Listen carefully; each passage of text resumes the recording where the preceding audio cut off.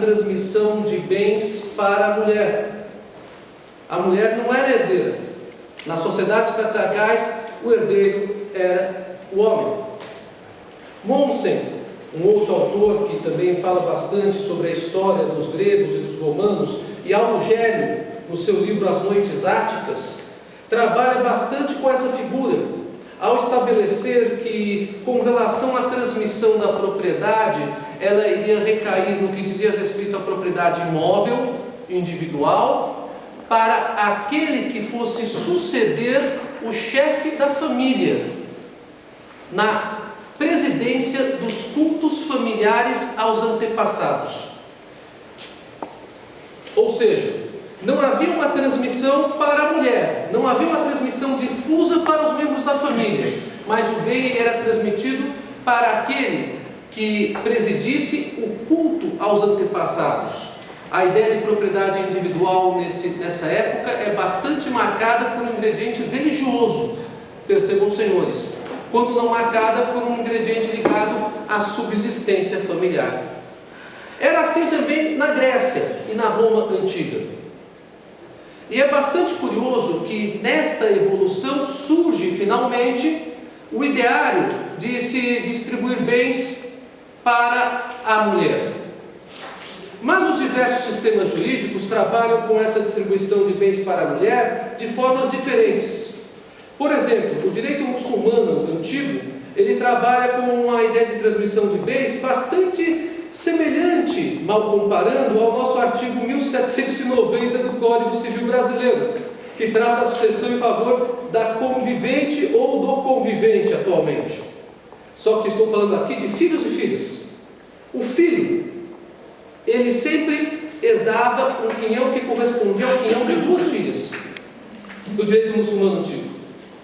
Vejam que curioso. Ou seja, um diferente tratamento no que diz respeito à percepção da herança, e ainda longe daquela ideia ligada à igualdade entre o homem e a mulher, inclusive para fins sucessórios.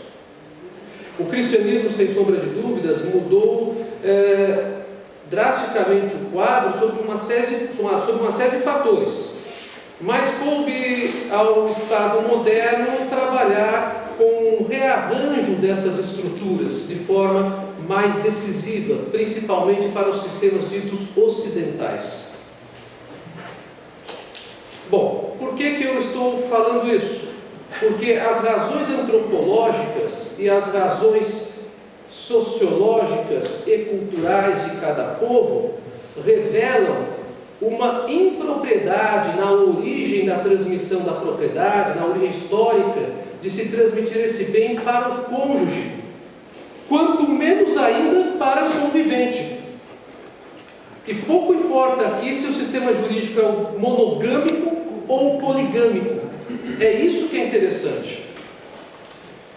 Esse argumento é um argumento que eu considero bastante interessante, porque como é que nós vamos falar em equiparação para o cônjuge e para a companheira, ou a cônjuge virada da companheira, pura e simplesmente desprezando o fator histórico, se eu não tiver uma orientação do Estado através de um sistema jurídico que contemple essa possibilidade? Quero lembrar agora um segundo fator, porque esses fatores eles são cumulativos, eles não podem ser analisados isoladamente, eles se complementam. O primeiro fator, então, na evolução antropológica e cultural dos povos, não havia de início sequer a sucessão em prol da cônjuge virada, vindo a ser introduzida de forma paulatina e excepcional, até se consolidar em conformidade com a ideia da família monogâmica ou poligâmica. A segunda razão para a desequiparação dos direitos sucessórios entre a cônjuge supérstite e a companheira, ao meu ver, que não o cônjuge supérstite e o companheiro. é que historicamente as sociedades elas eram assim, professor Regina, eu sinto muito. Vocês mulheres são felizes nos dias de hoje. Vocês mulheres são felizes nos dias de hoje. Mulheres morrem antes do que homens hoje em dia, trabalham mais que eles. Trabalham mesmo, vocês têm 3 turnos. Isso é uma presunção juristã. Acho que próximo de encontrar, professor Eduardo. gostaria aqui de compartilhar com os amigos é a seguinte: a organização do Estado moderno mantém a ideia de família como núcleo essencial da sociedade. E a solidariedade familiar interessa ao Estado, inclusive para fins de garantir a função social da família, no estabelecimento de um microsistema compatível com a concepção da unidade nacional, apenas permitindo-se situações excepcionais que não comprometam a ordem pública e o interesse social. Vamos tentar traduzir essa segunda razão até um pouco extensa, que eu quero compartilhar com os senhores. Nós não podemos nos esquecer que, por mais que nós queiramos, nós temos em todos os atos da vida, os atos que são não direito e os atos que são direito. Isso existe também dentro de uma perspectiva de liberdade que cada um de nós temos para escolher o que queremos fazer e o que não queremos fazer.